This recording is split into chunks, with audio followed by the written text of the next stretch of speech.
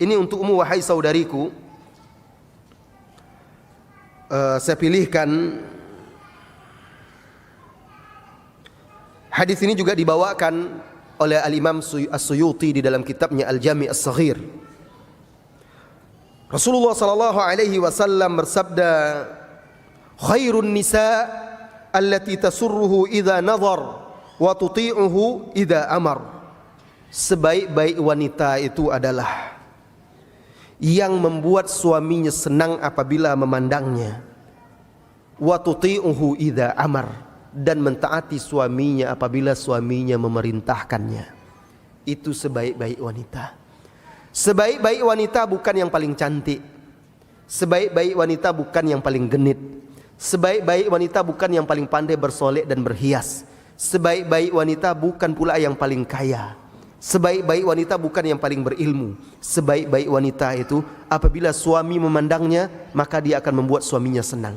Apabila suami memerintahkannya, maka dia akan patuh kepada suaminya.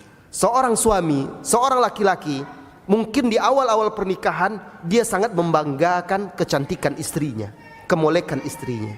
Setelah berjalan waktu pernikahan itu, setahun, 2 tahun, 3 tahun, 4 tahun, 5 tahun dan seterusnya, maka barulah dia tahu yang paling diharapkan dari istrinya itu bukanlah kecantikan, kepatuhan, ketaatan, kemudian juga selalu bisa membuat suaminya senang.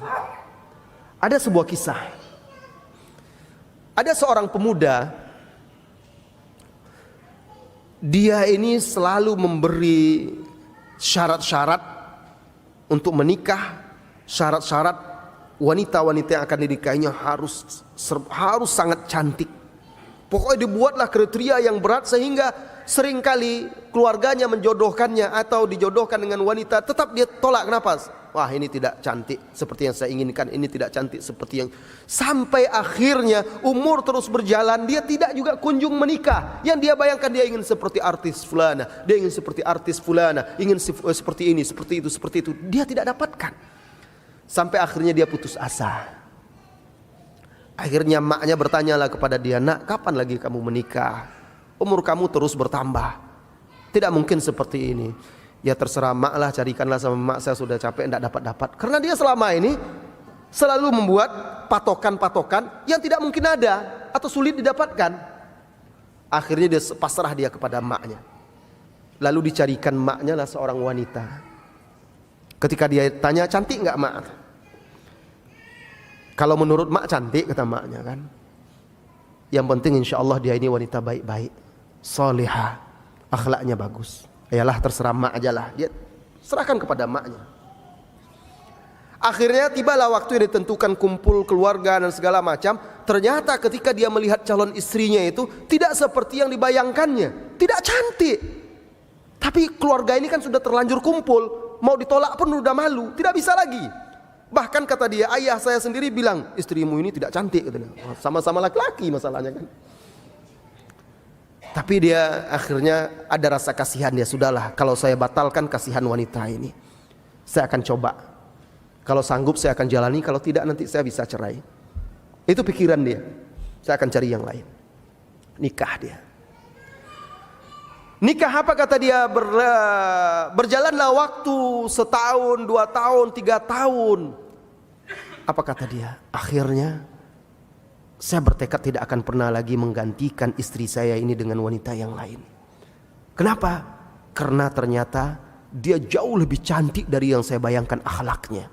Dia tidak pernah membantah saya sedikit pun. Dia tidak pernah meninggikan suaranya. Patuh dan taat. Dia selalu tersenyum di hadapan saya, membuat saya senang. Dia taat beribadah. Apalagi yang dicarinya? Kecantikan bisa hilang sebentar saja. Istrimu itu sekali, 2 kali, 3 kali, 4 kali, 5 kali melahirkan, sudah tidak akan bisa seperti dulu lagi. Seiring dengan berjalannya waktu, bertambahnya usia, maka dia tidak seperti dulu lagi. Mungkin Anda masih bisa segar bugar, dia tidak seperti dulu lagi. Tetapi akhlaknya, kepatuhan dan ketaatannya, itulah yang akan kekal bersamanya. Maka wahai saudariku wanita muslimah, sebaik-baik engkau, kata Rasulullah sallallahu alaihi wasallam, adalah apabila dia dilihat oleh suaminya, maka dia membuat suaminya senang. Wanita di zaman sekarang malah dia membuat laki-laki lain senang karena bersolek dan berhias di luar rumah. Giliran di rumah dia biasa-biasa saja. Akhirnya suaminya melihat dia biasa saja, tidak ada yang luar biasa. Kalau suaminya keluar, dilihat suaminya wanita yang energik, yang cantik, yang penuh hiasan segala macam. Pas pulang ke rumah, istrinya biasa saja.